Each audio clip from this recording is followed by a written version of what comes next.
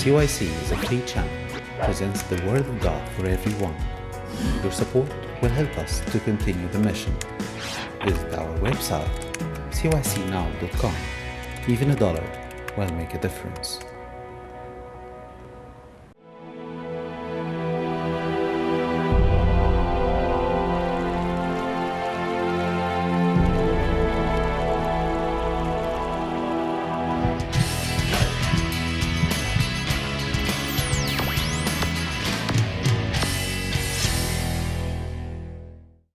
Hello, and welcome back to another episode from our new season on CYC MD. As you know, we meet with different professionals in this series and discuss different aspects in their practice and profession. We are back again with Dr. Ahmed Riscalla to touch over more topics of discussion in regards to the topic of urology. Welcome back, Dr. Riscalla. Pleasure to have you. Thank you. It was great having you before. I know we touched over a few interesting topics, and we have another interesting show ahead of us today. Great. So to start, what is the prostate? So the prostate is essentially a sex organ, and what it does is that it produces some of the fluid that's in the semen. Okay, and anatomically, it's located between the bladder and the urethra, and it's part of the urethra. It's called the prostatic urethra. So that's where it is. What are some diseases that are related to the prostate? Essentially, there are three diseases that are related to the prostate. One is an enlarged prostate, which is the most common disease that we see related to the prostate. There's some references to BPH, or benign prostatic hyperplasia. The second one is prostatitis, which is an inflammation of the prostate, and that could be chronic, meaning long-term inflammation, versus short-term acute inflammation, which is usually related to an infection. And the second one is prostate cancer. Okay. And how do you detect or screen for prostate cancer? So the way we usually screen, we do two things in the office. We do a PSA, which most primary care physicians check. They start checking it at age 50. Mm-hmm. Some check it a little earlier, depending on if the patient is African American, because they're at higher risk of getting prostate cancer. And the second thing that we do is a digital rectal exam, meaning we check the prostate, we do a rectal exam, and we check the prostate to see if there's any lumps or bumps related to the prostate. So you mentioned PSA. What is PSA and what does it stand for? Sure. PSA stands for prostate-specific antigen, and it's a blood test that we do as a screening test for prostate cancer. Now, a word about PSA, because it's been very controversial, and if you've noticed, it's kind of all over the newspapers, the past couple of years. And the reason for that is a controversial test, meaning that it's not a perfect test, and sometimes it could detect an elevation or a risk for prostate cancer where there's no prostate cancer. And I think that's where some of the frustration comes with that blood test. But it's really the best thing that we really have to check for prostate cancer. Mm-hmm. Some of the things that could, other than prostate cancer, obviously, that could make the number high is an enlarged prostate. Okay. That could also make it high, as well as inflammation of the prostate, prostatitis, as I mentioned before. So those three things could really make the PSA high. That being said, if a patient has no symptoms at all and comes in with a PSA, the cutoff that we usually use is 4 for the most part, then we take that seriously and we kind of counsel them on what to do with that number. Mm-hmm. And the second step really is to do a prostate biopsy, which is an office procedure. Can you just go over that number scale, just so that if someone goes to a urologist or a doctor and they give them this number, how do they know which low or high, what number is a good number, what number is a number they should maybe take a little bit more caution and seek further help? That's a great question, and the reason it is because sometimes we see patients in their 80s with an elevated PSA, this test that we're talking about, and an elevated PSA of 4.5, and the cutoff that we really use is 4. But as men get older, the cutoff that we use is really an age-specific cutoff. So as you get older, we tolerate a higher PSA because, again, part of the number is as an enlarged prostate. So as men get older, their prostate enlarges, and that could cause a spike in the PSA a little bit. So it's really, we only really screen patients now. The recommendation, the American Urologic Association recommendation is screening men between 55 and 69. So right now we're not really screening men over 69, and so if a man comes in with a PSA that's high, that's in his 80s, I usually just counsel them. If they would like me to do a prostate biopsy, I would, but I usually tell them that there's really no need for that. Okay. And what are some causes of prostate cancer? So the causes of prostate cancer it's multifactorial, and it's really an unknown thing at this point. We do see it run in the family. So if, sometimes one of the questions that I always ask men with an elevated PSA is, do you have any relatives with prostate cancer? Uncles, father, brothers, etc. Okay. One of the other things is, there's a hormonal component to it, but again, it's really a multifactorial disease, and just like most cancers, I imagine. And so it's really hard to just pinpoint one cause as the cause. So would you say, are there symptoms for prostate cancer? Or how would someone, other than, doing these tests, is someone able to feel something or anything that maybe like a tangible thing for a person? Sure. Or would it be a test that in order for them to detect prostate cancer? So right now, most prostate cancer in the United States is detected by PSA. Okay. And the second reason is by digital rectal exam, meaning an exam of the prostate. When they start having symptoms, it's really kind of a late sign. And when I say symptoms, sometimes they could have obstruction, meaning blockage of the kidneys. And that, at that point, that means that the prostate cancer has spread outside the prostate and is really kind of blocking the ureter. But for the most part, it's really, there's no symptom with it. But one of the things that we do when someone comes in within that age group that I mentioned and is having symptoms of an enlarged prostate, then I always usually just check a PSA just to screen them for prostate cancer. Mm-hmm. But you really don't see symptoms normally with prostate cancer, and that's why we use the PSA. Now you mentioned earlier BPH, which you said stands for benign prostatic hyperplasia. If someone has BPH, would that mean they're a candidate for prostate cancer?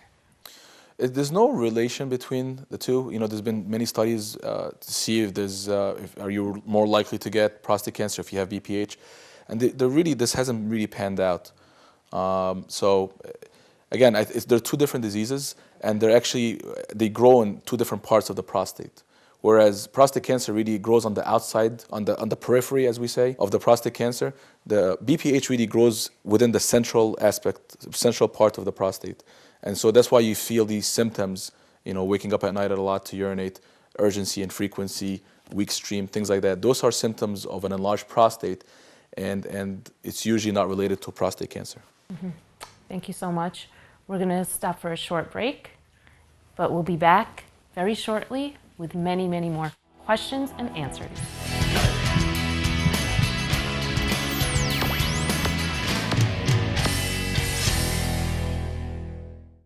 Hi, welcome back. We are back with Dr. Ahmed Riskalla, and we are going to be continuing our discussion on prostate cancer. So, how do you treat prostate cancer? Okay. Well, there's so many different ways to treat it. Essentially, the most common ways is radiation or surgery. Okay. There's other less common ways of treating it, such as cryosurgery, which is freezing the prostate. But really, the most popular ways of treating them essentially is radiation and surgery. I don't do the radiation part, but I do the surgery part.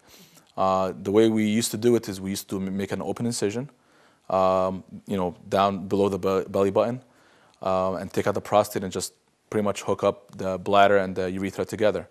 Now we're using laparoscopy, namely robotic surgery. And the way we do that is we take out the prostate, very similar to what we used to do as open, but this time it's actually a little bit more precise. The magnification is better, and it's less invasive. So the incision is smaller, which translates into quicker healing time, quicker return to work. So it's actually a nice system, and this is what I do essentially. So what other surgeries, other than now prostate cancer, do you deal with? So we pretty much do a whole gamut of surgeries, pretty much on all the urinary tract system. So we could do stone surgery. Someone has a kidney stone, depending on the size and location. We use, for the most part, endoscopy for that, and meaning that we use instruments. We go through the urethra and up the ureter, and we break the stone with a laser. We could also do it, from the outside, just using shockwaves, just sound shockwaves, and breaking the stone that way. Other surgeries are, again, kind of mentioning about robotic surgery.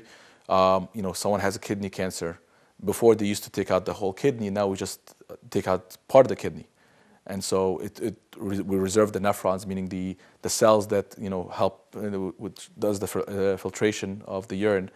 So we save that, and so we don't have to render the patient just with one kidney. So now we could just take out that kidney, just that tumor, and leave the rest of the kidney behind. Other surgeries for bladder cancer, we would go in and do what's called a transurethral resection of bladder tumor, which is we go through the urethra endoscopically, and we just scrape out the cancer. So we do laparoscopy, we do open surgery, we do endoscopic surgery. So it's a whole array of different techniques, which is part of the reason why I actually want to become a urologist, because it was interesting. It's not just one way of treating things, it's many different ways. I was reading that testicular cancer is a cancer that targets actually younger men. Do you deal with that often, or is that? Well, yeah, we do actually, and it's actually, testicular cancer could affect, babies. Some babies are actually born with testicular cancer, believe it or not, and it could affect men up to their 60s or 70s. And really, it's different types of cancer, and different pathology, really, depending on the age group, that are more common. But essentially, for young men, the most common is a seminoma. That's the most common testicular cancer. And how does one detect it, though? How does sure. one? Essentially, it's really, you feel rock hard growth on the testicle, and so a lot of men would come in and they would be saying, hey, I have this hardness, what's going on? And the way we work it up is we do an ultrasound, and if there's certain abnormalities that we know are associated with testicular cancer, if they are there, then there's a good chance that they do have it. And it's actually not. It's a rare disease, but it's not. I've seen it many times in young men, and it could be very debilitating if it's not caught early. So. And how do you treat that? The way we do it is, initially what we do is we'll take out the testicle, which was called an orchiectomy. Okay, and then based on what the CAT scan findings are, as well as some blood work, based on that, then we would either do radiation or further surgery to take out their lymph nodes in the abdomen. So just actually to wrap up, what advice would you have for younger youth that are interested in pursuing a career in urology? Well, first, decide if you want to do medicine or not. Just the whole discipline of medicine. Decide that first.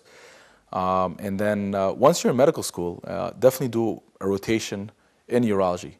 And for the most part, urologists are pretty friendly people, and they're nice. So I'm gonna just put a plug out there for my specialty. It's they're nice, laid-back people, and if you want to do a rotation with them, they'll be happy for the most part to have you come on and do a month rotation with them. It's important also to do a rotation at an outside facility, outside the medical school that you're attending, because that helps you kind of get some face time with other programs, and that will increase your chance of landing a residency in that. It is a competitive residency to get. So essentially, what they're looking for someone with a good USMLE score, meaning this is the step one.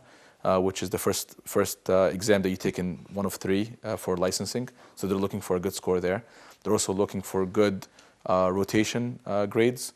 So honors, try to honor medicine and surgery for sure. but the more honors that you have, the better, obviously. And then try to do well in your interview. So, I mean, it's again, most programs are really looking for kind of a down-to-earth person, generally nice guy, so you could look, I've seen people that looked great on paper, but then you meet them and, you probably don't really want to work with them. So, part of the interview process that they want to make sure that this is someone that they would want to work with for the next 6 years. Right.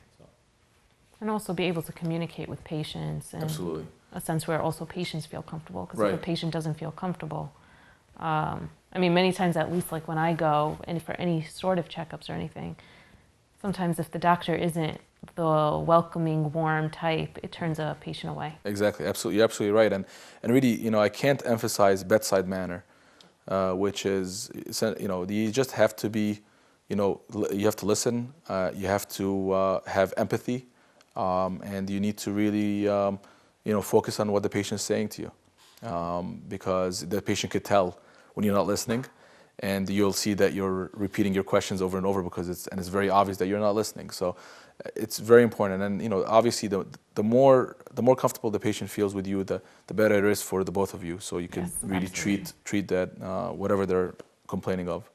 So. Absolutely. Thank you so much again. You're welcome. Pleasure having you. Thanks for having me. Thanks for answering many of our questions and providing us with all the knowledge. Thank you. We hope you enjoyed our episode today on CYC MD. We hope we answered many of your questions. Should you still have more questions, feel free to email us, and we will, of course, forward the questions to our very own urologist, Dr. Ahmed Riskalla, who will, of course, answer them in due time. Until next time, have a blessed day.